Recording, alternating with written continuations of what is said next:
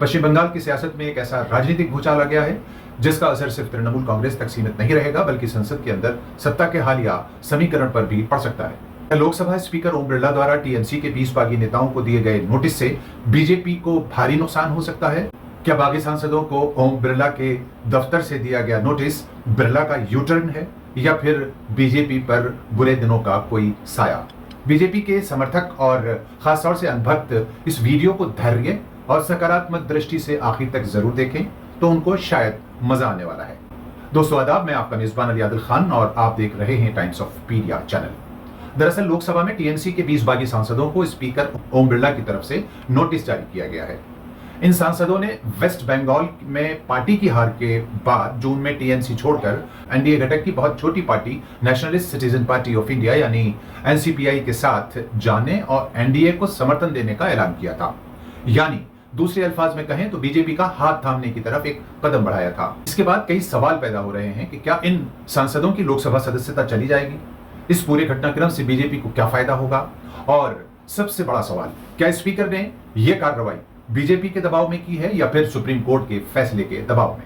हुआ दरअसल यूं है कि टीएमसी के लोकसभा नेता और राष्ट्रीय महासचिव अभिषेक बनर्जी ने अपनी पार्टी के इन 20 बागी सांसदों के खिलाफ संविधान की 10वीं अनुसूची यानी एंटी डिफेक्शन लॉ के तहत इन सदस्यों की अयोग्यता यानी डिस्क्वालिफिकेशन की मांग की थी। अभिषेक बनर्जी ने 18 जून को स्पीकर के सामने याचिका पेश की थी और बाद में 27 जुलाई को लिखित तौर से याद दिलाने के लिए 12 अगस्त को स्पीकर ओम बिरला से मुलाकात भी की थी। अभिषेक बनर्जी ने ओम बिरला के दफ्तर से कोई जवाब न मिलने पर लगभग 2 माह के इंतजार के बाद सीधे सुप्रीम कोर्ट का रुख किया और मांग रखी कि स्पीकर को इस मामले पर समयबद्ध फैसला करने का निर्देश दिया जाए। और फिर यहीं से कहानी में एक बड़ा दिलचस्प मोड़ आता है। 25 अगस्त को सुप्रीम कोर्ट ने अभिषेक की याचिका पर सुनवाई स्वीकार की और 20 बागी सांसदों से जवाब मांगा और उसी दिन स्पीकर के कार्यालय से भी टीएमसी के बागी सांसदों को नोटिस जारी कर दिया गया। इसके बाद टीएमसी के इन 20 बागी सांसदों को 7 दिन के अंदर अपना जवाब देने के लिए कहा गया है। अब जरा आप राजनीतिक गणित समझिए। टीएमसी के 20 बागी सांसदों के एनसीपीआई चले जाने से पहले लोकसभा में एनडीए के सांसदों की कुल संख्या 293 थी, जो बढ़कर 313 हो गई थी और टीएमसी के ये 20 सांसद एनसीपीआई के साथ खड़े हैं और एनडीए को समर्थन भी दे रहे हैं, जो कल तक बीजेपी को मुंह भर भर कर गालियां दे रहे थे। यानी इन बागी सांसदों ने न सिर्फ पार्टी के साथ विश्वासघात किया बल्कि जनादेश को भी ठोकर मारी है, जिसका खमियाजा इन सांसदों को भुगतना पड़ सकता है। अगर इन सांसदों की सदस्यता रद्द नहीं होती है तो ये एनडीए के साथ बने रहेंगे तो बीजेपी को लोकसभा में 20 अतिरिक्त सहयोगी सांसदों का राजनीतिक समर्थन पर्याप्त रहेगा। और अगर सदस्यता रद्द होती है तो कहानी थोड़ा मुख्तलिफ एंगल ले सकती है। यानी इन 20 सीटों पर बाई इलेक्शंस होंगे जिसमें बीजेपी को खोने के लिए तो कुछ नहीं है, अलबत्ता चुनाव में बीजेपी को कुछ सीटें जरूर मिल सकती हैं। यानी इस सिचुएशन में भी नुकसान टीएमसी का और फायदा बीजेपी का होने का इम्कान है। हालांकि बता दें कि बीजेपी इस वक्त बैकफुट पर है। हालांकि इसके बाद सिर्फ ये कहना कि टीएमसी के बागी 20 सांसदों का प्रतिशत कुल सांसदों की संख्या यानी 29 का 2/3 है, इसलिए उनको डिस्क्वालीफाई नहीं किया जा सकता, ये राजनीतिक और कानूनी रूप से इतना आसान नहीं होगा। संवैधानिक विशेषज्ञों के अनुसार 10वीं अनुसूची में कुछ सदस्यों का अलग होकर एक गुट बना लेना पर्याप्त नहीं माना जाता। ऐसे में मर्जर की कानूनी शर्तें पूरी करना जरूरी होगा और ये बागी सांसदों के लिए टेढ़ी कील हो सकती है और एनडीए के लिए भी मुश्किल का सामना करना होगा।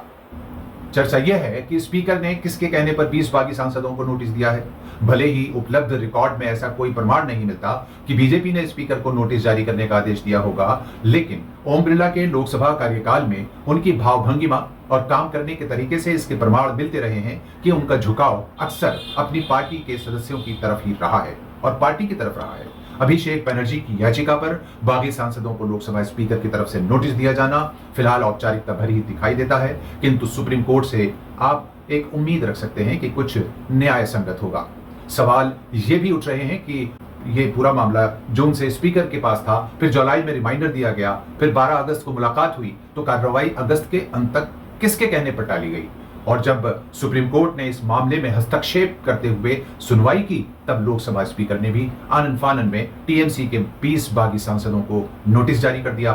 यही वो सवाल है जिसका जवाब राजनीतिक गलियारों में खोजा जा रहा है। अब देखना यह है कि 20 सांसद 7 दिन में क्या जवाब देते हैं और स्पीकर उस जवाब के बाद क्या फैसला करते हैं, और अगर सदस्यता उनकी रद्द होती है तो उपचुनाव के नतीजे किसके पक्ष में जाते हैं। हालांकि इन सवालों के जवाब अभी भविष्य के गर्भ में हैं। इन अलोकतांत्रिक हालात में देश ये भी जानना चाहता है कि संसद में जनादेश चलेगा या दल बदल की राजनीति, या फिर सांसदों और विधायकों की खरीदो फरोख्त में जनता का करोड़ों रुपया खर्च होता रहेगा। पश्चिम बंगाल की सियासत में अगली चाल किसकी होगी, ममता बनर्जी, बीजेपी या फिर इन 20 बागी सांसदों की? आप इस पूरे प्रकरण पर अपनी क्या राय रखते हैं, कमेंट बॉक्स में जाकर जरूर बताएं।